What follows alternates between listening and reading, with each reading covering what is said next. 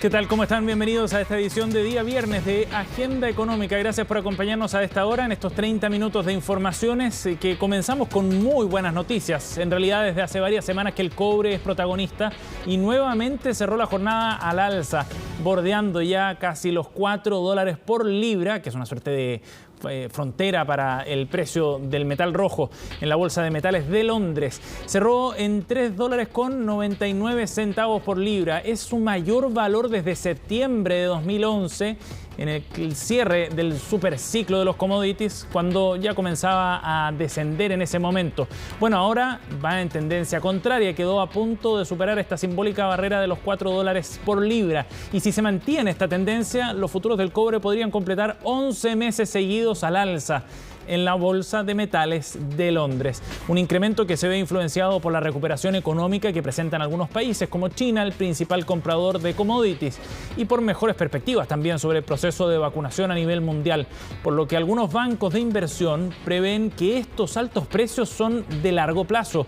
De hecho, el grupo de la banca de inversión Goldman Sachs prevé que dentro de 3 meses el precio llegará a los $4.17 por libra y en 12 meses más, según Goldman Sachs, podría alcanzar hasta los $4.76 por libra. Los invito a que veamos la siguiente gráfica donde podemos apreciar muy claro cómo se ha comportado el precio del cobre en los últimos meses, y la tendencia al alza, por supuesto, se nota en esta gráfica que comienza el 1 de marzo en la parte izquierda de la pantalla y se extiende hasta el día 19 de febrero.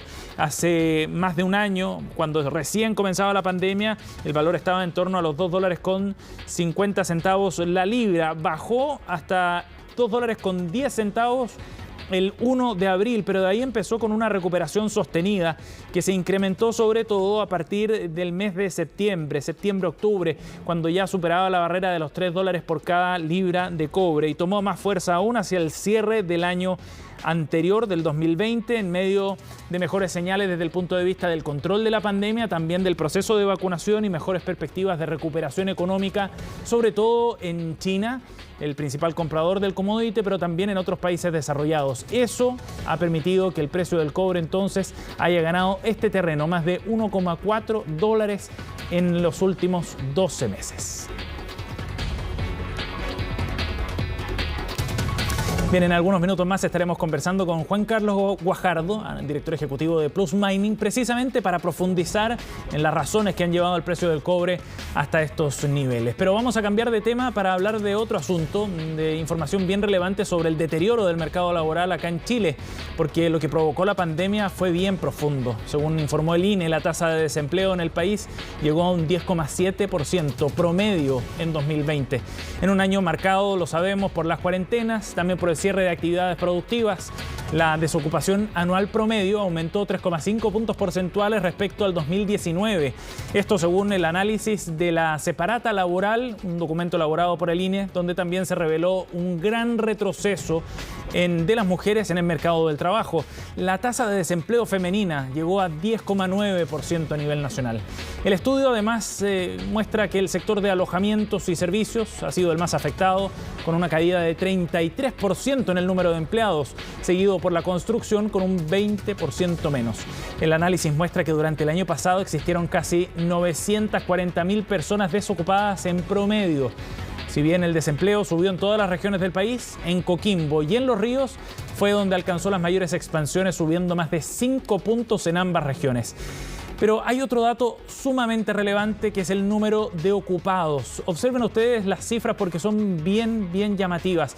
Las personas que efectivamente están trabajando, eso es lo que refleja el indicador de los ocupados. Y si miramos los datos promedio de los últimos años, vemos una fuerte caída, hasta 7.869.000 personas ocupadas en 2020.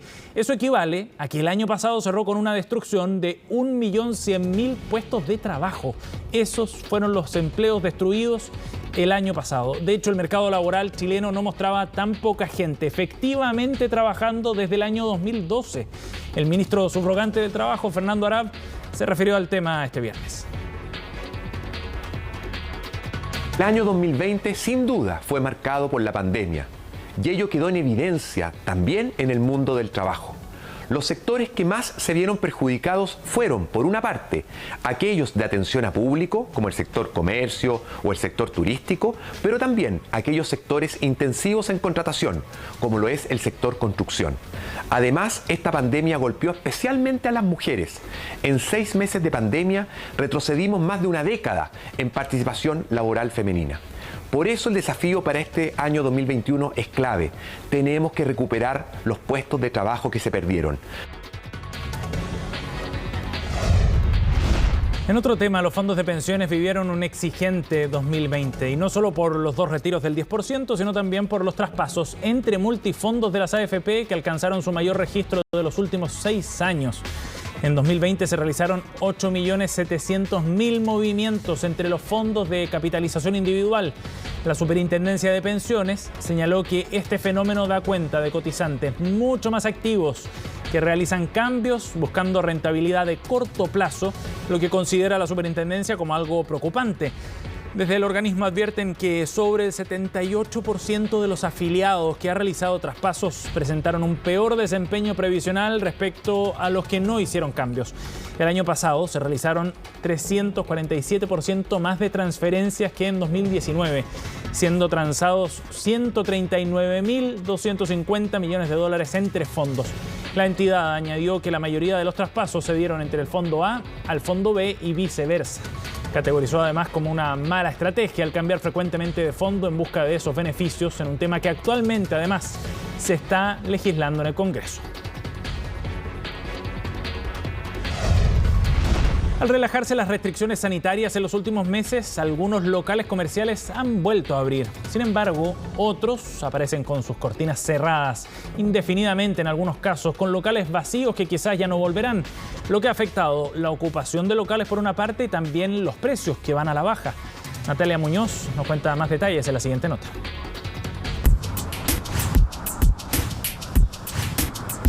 Se arrienda, se vende, disponible o sencillamente cerrado. Cortinas abajo y una gran cantidad de carteles muestran cómo han sido abandonados algunos barrios comerciales emblemáticos de la capital. Los letreros se han multiplicado en Santiago Centro, Providencia o El Golf, después de 2 golpes durísimos que afectaron a grandes y chicos. Todo comenzó por el estallido social, la inseguridad que hubo en ese momento, los saqueos que hubieron cerca del local, fue complicado. Pero ya todo detonó por la pandemia. La pandemia redujo mucho la visita presencial, la compra presencial de las tiendas. Y ningún sector se ha salvado. Restaurantes, agencias de turismo, sucursales bancarias o comercio general. Porque la poca movilidad de las calles, la gran cantidad de oficinas que se volcaron al teletrabajo y los altos precios de los arriendos han obligado a que muchos bajen sus cortinas. Muchos de los locales que se han o que estaban tradicionalmente en ciertas zonas, ¿no es cierto?, como incluso el centro de Santiago, prestan servicios a personas que trabajan en el lugar o que tienen que hacer trámites en el lugar. Al poder trabajar desde casa y no tener que recurrir físicamente a ese lugar, por supuesto, hay una disminución significativa del potencial público. Los números son contundentes. En Santiago Centro, más de 500 tiendas han abandonado la zona desde el estallido. En el sector Universidad de Chile, la vacancia llegó hasta el 15%, principalmente por inseguridad. Luego le sigue el sector Oriente, donde el 7% de los locales están vacíos por la menor movilidad en pandemia. Ese cambio ya se refleja en el precio. En Isidora Goinechea los arriendos han bajado en 19%, mientras que en el centro de Santiago bajó 21% sobre el valor que tenían los arriendos antes de octubre del 2019.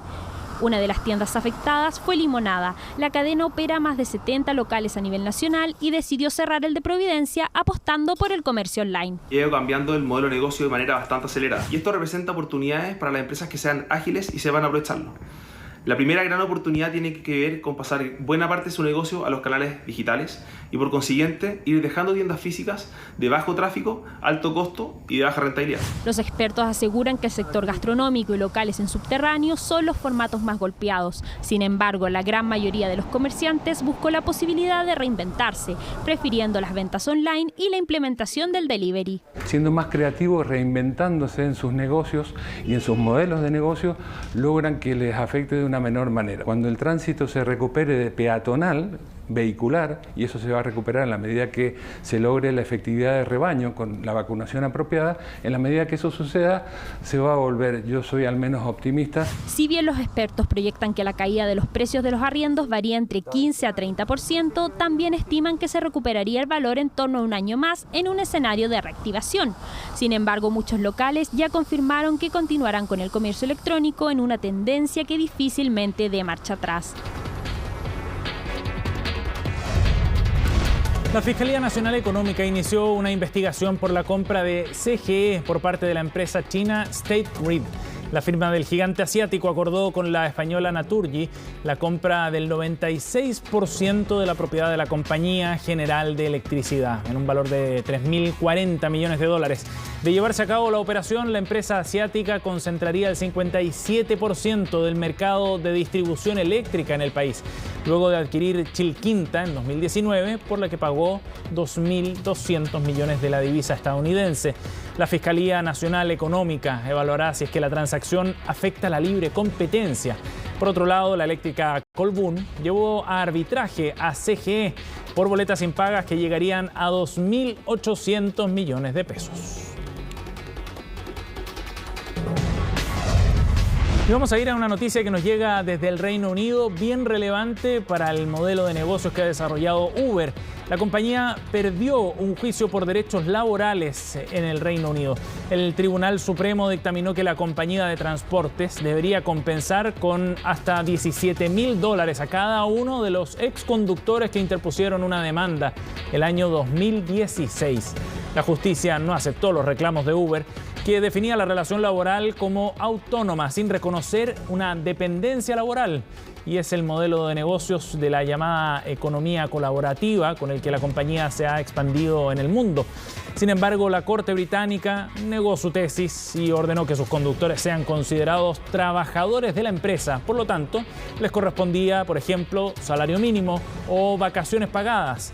A pesar de que la medida se limita a solo 25 personas, que son los demandantes, de todas maneras puede ser un enorme precedente para regular los derechos laborales de este tipo de servicios en uno de los mercados más importantes para Uber. Solo en Londres operan más de 45.000 conductores según datos de la agencia Reuters.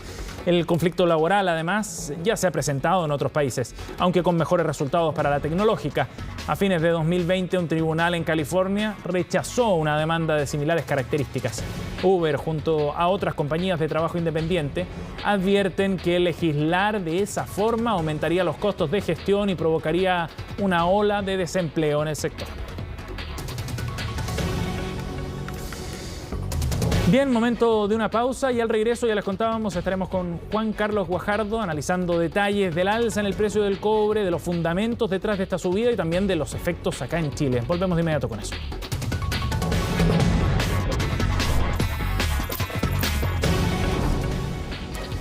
Bien, estamos de vuelta en nuestra segunda parte de Agenda Económica para continuar analizando precisamente respecto a lo que está ocurriendo con los futuros del cobre y con estos precios que ya están prácticamente en los $4.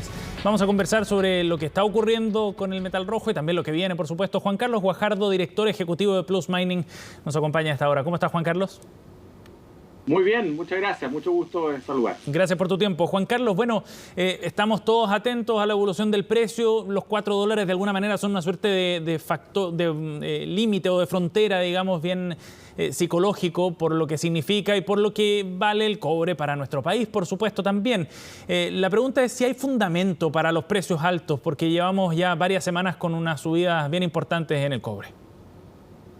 Fundamentos hay, no hay duda. La oferta, que es lo que nos toca a nosotros, somos los grandes productores de cobre del mundo, la oferta en los últimos años ha estado menguada, la inversión ha estado menguada, no hay una cantidad de proyectos suficientes como para dar cuenta de un aumento de demanda.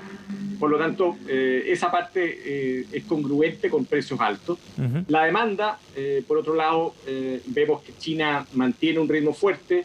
Se habla mucho y ya se está viendo cuestiones concretas respecto a la descarbonización, la economía verde, la digitalización. Todo eso implica más consumo de cobre. Y curiosamente la pandemia, de cierta manera, ha acelerado algunas de estas cosas, ¿no? Sí. Y es lo que está, de cierta manera, fortaleciendo los fundamentos.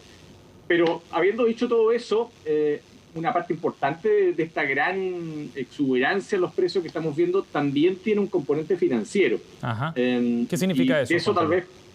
Sí, la pandemia, como todos hemos visto, ha generado una situación disruptiva tremenda en el mundo, y los gobiernos han reaccionado con planes de estímulo fiscal y también, sobre todo monetario, de gran envergadura, como nunca se ha visto en el mundo. Eso, en términos simples, significa que hay una cantidad de plata gigantesca que está siendo bombeada a la economía y habitualmente a través de los mercados financieros. Y son estos actores del mundo financiero los que están buscando destinos de inversión que sean más atractivos para este dinero. Y en eso las materias primas, así como los países emergentes, así como el mercado accionario de Estados Unidos, se están viendo beneficiados. Entonces hay un componente fundamento que es muy importante, pero también hay una suerte de viento de cola que está elevando los precios a niveles extraordinariamente altos. Juan Carlos, ¿y cuánto pesan esos componentes financieros? ¿Podría haber, por ejemplo, una corrección en las próximas semanas del precio a raíz precisamente de esos movimientos financieros? En todo mercado, sobre todo uno tan profundo como el cobre, un mercado con tantos actores y donde precisamente hay tanto protagonismo de factores financieros, deberíamos esperar ciertamente que haya periodos de corrección. Lo que está ocurriendo es que en estos días, y tengo que decirte que creo que la próxima semana también, no hay señales de moderación todavía, así que las buenas noticias y la tendencia de alza me parece que va a mantenerse todavía por un tiempo, pero sí, durante los próximos meses ciertamente que vamos a ver correcciones. Ahora, pero todo esto... Sí, la gran pregunta, Juan Carlos, porque la palabra se ha usado mucho en estas semanas, por eso digo que es la gran pregunta, de si estamos o no entrando en un super ciclo de precios, porque hay varios que ya plantean esa tesis. JP Morgan, por ejemplo, lo ha deslizado también, hay otros que son más reticentes respecto a eso. Goldman Sachs, por su parte, dice que el cobre podría llegar a $4,7, en fin. ¿Estamos en un super ciclo? Bueno, esa es una pregunta, la pregunta que se ha escuchado con más fuerza. Sí. Superciclo, tenemos que ser cuidadosos porque el problema de utilizar esa palabra es que tenderíamos a homologar con lo que pasó en el anterior, que fue del 2003 al 2012, que vimos todo lo que presenciamos, ¿no? Con una subida de precio extraordinaria hasta los 4,7 precisamente, que llegó a alcanzar. Y además que fue por 9-10 años, o sea, fue un periodo de precio extraordinariamente alto y por un periodo muy largo, inusualmente alto. Entonces, cuando uno quiere utilizar o te plantea si estamos en un superciclo, uno tiene que ser cuidadoso porque implicaría inmediatamente decir que uno espera lo mismo. Yo creo que hay diferencias.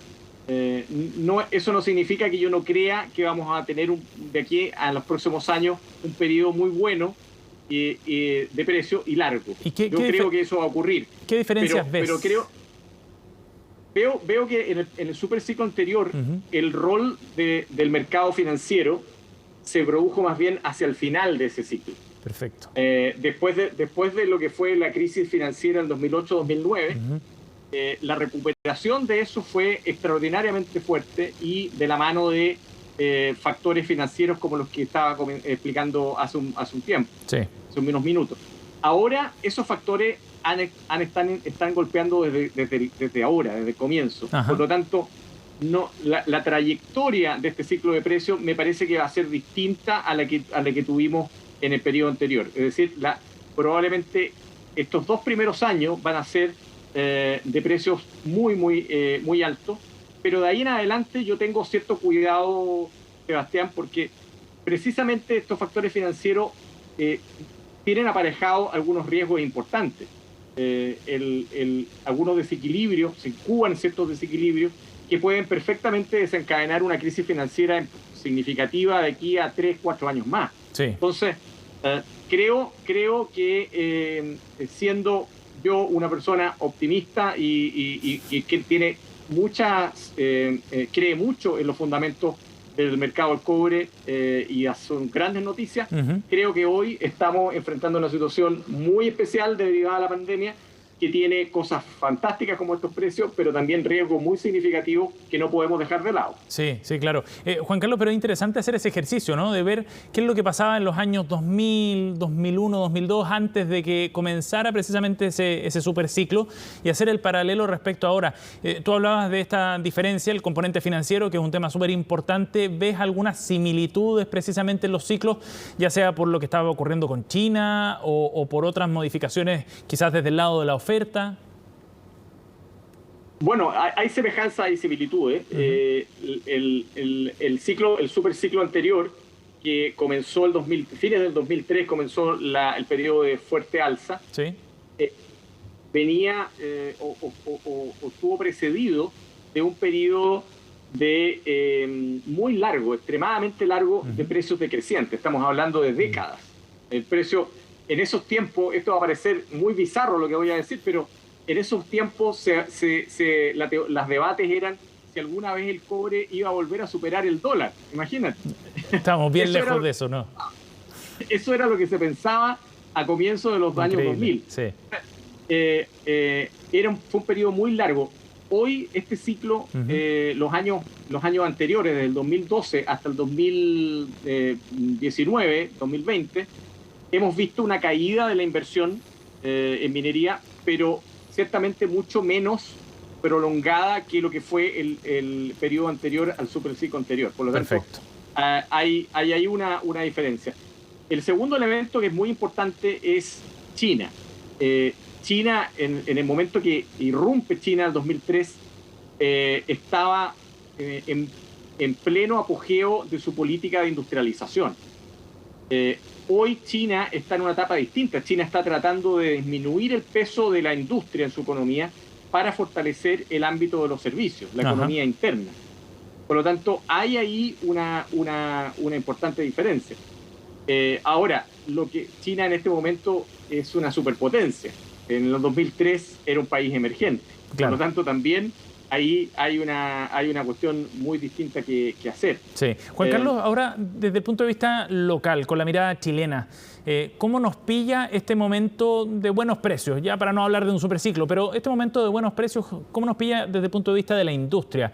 ¿En qué condiciones está para aprovechar precisamente de estos buenos rendimientos del metal? Bueno, Chile tiene la ventaja de que de las últimas 4 décadas ha construido una industria minera de primera línea mundial. Por lo tanto, tenemos una capacidad instalada que nos permite ciertamente aprovechar lo que hemos construido. Pero los desafíos que tiene la industria minera en Chile son sumamente relevantes y va a haber que trabajar muy arduamente para poder mantener y ojalá expandir nuestra producción. Hay una situación mucho más difícil para llevar adelante proyectos.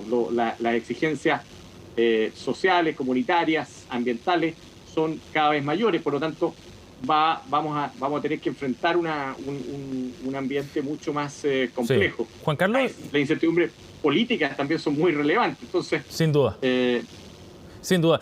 Juan Carlos, una última pregunta, precisamente respecto a esto, porque la industria minera no se mueve por las variaciones de un par de meses, ¿no? Mira asuntos de largo plazo en este sector en particular. Son inversiones de varios cientos o si no miles de millones de dólares. Pero uno podría ver una apertura hacia un ciclo de nuevas inversiones importantes acá en Chile en el sector minero. Sin duda. Los ciclos de precio son la variable probablemente más determinante en los ciclos de inversión minero. Y es por eso que existen los ciclos. Claro. En los periodos de precios altos se acumula la inversión y en los periodos de precios bajos no hay inversión y los precios reaccionan de manera mucho más rápida que las decisiones de inversión. Sí. Lo que te quiero decir es que ahora que tenemos señales claras de un precio alto, vamos a tener que esperar algún tiempo hasta que estos proyectos se puedan ir materializando, porque desarrollar un proyecto minero, tal como decía, es muy difícil, ¿no? Sí. Primero hay que descubrirlo, una tarea de alto riesgo, luego hay que hacer toda la ingeniería, requiere muchos años de estudio, y luego poder construirlo, un par de años más. Por lo tanto, los ciclos de construcción de un proyecto minero son muy largos, pero ciertamente que estos precios altos aceleran estos procesos. Sí, sin duda, y sería una muy buena noticia para la reactivación económica este año y el próximo también. Juan Carlos Guajardo nos ha acompañado en esta edición de Agenda Económica. Gracias, Juan Carlos. No, muchas gracias a ustedes. Que esté muy bien. Chao. Gracias, chao. Bien, con esta conversación estamos cerrando Agenda Económica. Gracias por habernos acompañado hoy día. Vienen más informaciones, por supuesto, ya en CNN Chile.